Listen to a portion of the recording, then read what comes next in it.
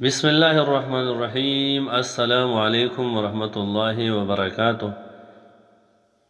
دنیا و آخرت کی عافیت کے لیے سب سے بہترین دعا، اللہم انی اسألک العافیہ والمعافاة فی الدنیا والآخرہ۔ دوبارہ، اللہم انی اسألک العافیہ والمعافاة فی الدنیا والآخرہ۔ دعا ترمذی میں مذکور ہے اور روایت ہے انس رضی اللہ تعالیٰ عنہ کی۔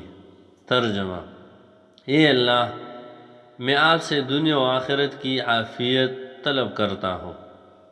فضیلت: ایک شخص نے حضور صلی اللہ علیہ وسلم کی خدمت میں آ کر عرض کیا، اے اللہ کے رسول، سب سے بہتر دعا کون سی ہے؟ آپ صلی اللہ علیہ وسلم نے درجہ بالا دعا مانگنے کی تلقین فرمائی۔ دوسرے دن بھی اس نے آ کر یہی سوال کیا۔